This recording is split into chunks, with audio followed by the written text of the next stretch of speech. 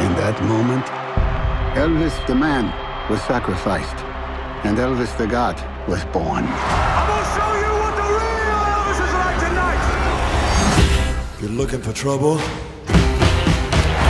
You came to the right place.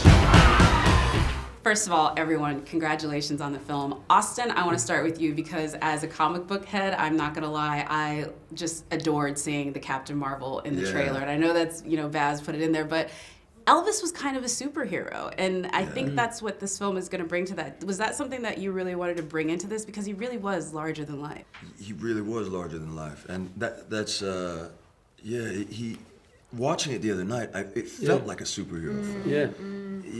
Even the way the music would soar at these moments that felt and the superhuman. Graphics too. Yeah, completely. And he was so inspired in his youth by comic books. And him being raised incredibly poor and feeling this desire for the ability to be able to take care of his parents and to break out of that and live the life of two people, being a twinless twin. And there's so many aspects of that. But the tricky thing is that if you just look at that, you only see the superhero, and you don't see the human behind it. And so for me, there are those moments which we get to see in the film of the superhero Elvis, but it's stripping that away and seeing how he is on a day-to-day basis and the vulnerability and the sensitivity that he had.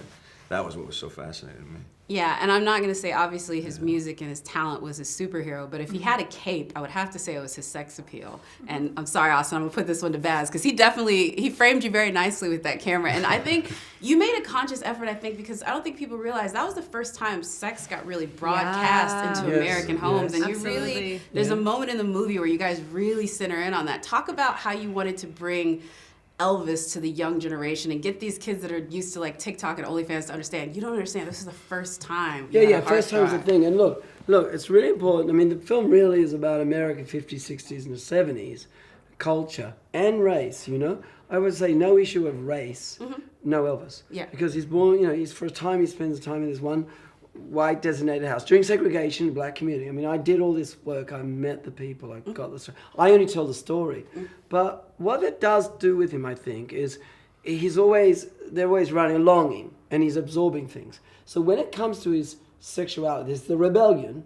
I mean, it was dangerous to be having black friends and being on Beale Street. The only one white kid in Beale Street. It was dangerous. And he's a rebel. But when it comes to his appeal, he made it up, like style. Let's talk style. The sideburns, from a truck driver. He was makeup too. I think he's got this thing. It's such a chemical thing. You see it in Harry Styles. He's got a bit of a fluidity to him. Well, that's where I was going. Oh, sorry. If you still know, I'm out of here. No, but he does. Before people were saying fluid style.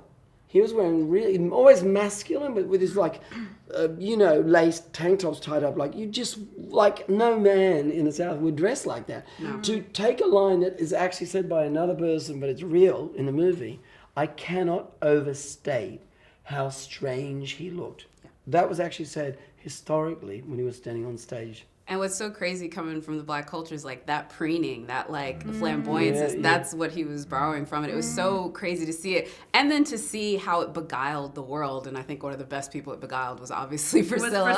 and that, sexy. You know what I mean? And obviously just took her essentially from that place of just, keptness of growing up in a military base. I was a military kid and I did that. Right. What was it like talking to Priscilla about that? Because I can only imagine what it was like for her to be so sheltered and then get thrown into the spotlight and then everything that happened afterwards. Absolutely. I mean, we unfortunately during the shooting didn't get to touch base, just with COVID and it was tricky. We haven't delved into the details of her life specifically, but to read her book and to do the research that I did and to lean into those experiences, obviously with empathy and knowledge, and talking to you guys about it as well, because Baz and Austin know everything about everything to do with Elvis, a wealth of knowledge. It was really fascinating. It was such a different time. I think, like Baz says, this movie is as much about Elvis as it is about America in the 50s, 60s, and 70s. Mm-hmm. And so to lean into that time period and what it was like for a young girl at that time, what it was like for women, the fact, they were both in Germany when they met. It was the middle of World War II. They were isolated. She didn't have many friends. to lean into that was really, really fascinating, and to sort of step into how that relationship then blossomed from that place and where it led them was beautiful. And it was, I loved being able to do that with us, yeah. Yeah, I mean, you both had to, I think, there's always, I think, a trepidation when you're playing a real person. And there's, I think, an aspect of finding the character that every actor has to go through, from what you research to what's on the page, and then the sort of gray in between. And I think every actor I talk to when they do this, they say there's a moment when it stopped being Elvis and it just became the guy that you were playing, or the girl that you were playing. So what was that moment for you, Austin? I'd like to hear what that moment was for you, when they stopped being, again, a character and they felt like somebody you could really live in. Was it when you put on the clothes? Was it the first time you sang one of the songs? There's a ton of these transitional moments in the process where you start to feel keys of authenticity. And for me, the most significant one was the first performance. I was absolutely terrified. And the first performance we did was 68. 68. Oh, wow. Yeah, I So remember. we're doing the 68 special. Yeah. It's our second day of filming. Such After a the special COVID, day. The movie Yeah. almost went away. And at this point, there's a year and a half that I'd had to prepare. And suddenly, here's a moment of truth. I've got to walk out on stage in the black In front of leather. so many people. In front of, Like hundreds of people. hundreds or of 300. 300 people. Yeah, there's tons of people. And I was in the dressing room beforehand. I felt my hands shaking, and I felt this terror inside of me. And I'd been living with this for so long, but I had this moment of thinking, can I do it? Am I a fraud? Am I gonna fall flat on my face? Am I gonna let Baz down? Am I gonna let the film down? What happens if that happens? And my mind started to go. And then it dawned on me that this is a make or break moment in my career, but it was a make or break moment in Elvis's career. Everything was riding on And it also, for him. you fed so much off the audience too. Oh, like being completely. able to have that. I mean, I don't want to speak for you, Yeah. but you could tell just watching it, like Yeah. feeding off of the audience, and that audience's energy is That's so the thing, unmatched. channeling that Yeah. fear. Once I realized it's not a bad thing for me to feel this. This is what he was feeling. This is what he felt like on the inside. So now as I walk out there, he would be feeling this. So I can rest in that. And instead, it's how I direct this energy. And so that became about building a rapport with the audience. And it was when I started to see genuine emotion on their faces. Yeah. When I saw a girl blush, and I saw one laugh, and I saw truth. Then suddenly I look down and I see the leather, and I realized this is the closest that anybody has ever felt to Elvis in that moment. It was, can It I was just say, from unbelievable. watching from the outside, I remember I was sitting up the back, and I was sitting next to Luke Bracey, and we both were like, kind of like, oh yeah, like we're gonna see how this is gonna go. How's it gonna Yeah. go?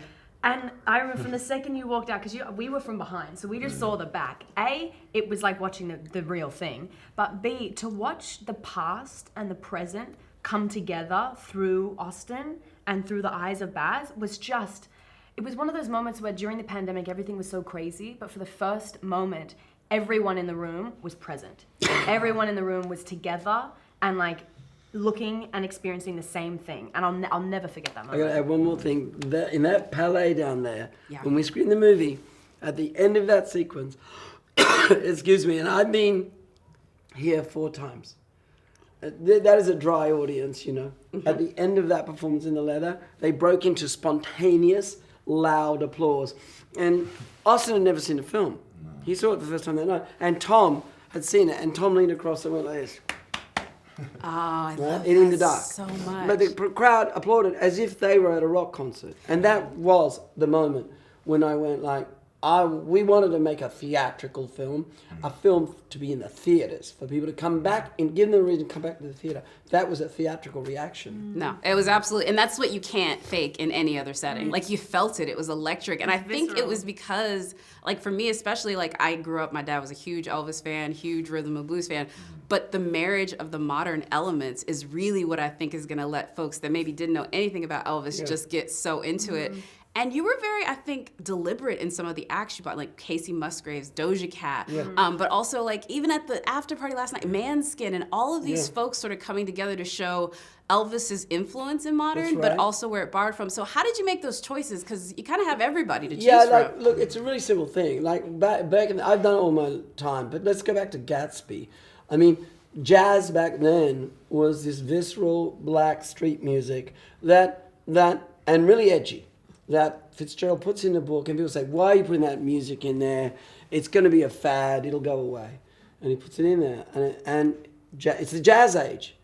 Now, with Elvis, is like when you go to Beale Street and Big Mama Thornton is singing, Hound Dog, what she's really saying is, listen, expletive. Don't go running around expletive and come back here expecting expletive. Expletive the road, Jack. Right? But Just like that. Yeah, Yeah. but the language that she's singing is charming. Yeah. You know about a hound dog. Right? Like any young person going to go, is it about a dog? I don't know. Right? Doja Cat.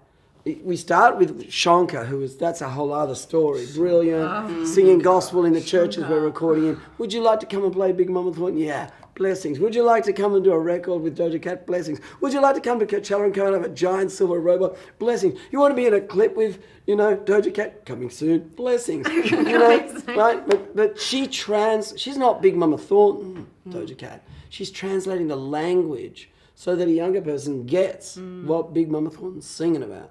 So it's the same device. And I don't do it a lot. There's a lot of classic Elvis. Austin sings the young Elvis. There's real Elvis. But there is this translation device so that you not only understand what it was, but more importantly, what did it feel like? Yeah. And I'm glad you brought up the voice, because that was the part that sort of blew me away, because a lot of the footage that folks have seen already is the very early Elvis from the performances that's in the trailer. It's what we got to see at CinemaCon. It's literally what has lit everyone up from the minute they've seen this film was coming. And then when I found out that was you singing, I kind of lost it a little bit more, because I know we've had a lot of recent sort of biopics of similar ilk, but not every one of them does that. I will just say that. Even, the ones where they are singing, they're maybe doing it in a magical realism sort of way. You literally had to give that performance. So the voice, both the speaking voice, the idiolect that you had to do, but also the voice that you had to sing in, because it's just so, any wrong note, it can be SNL, right? Yeah.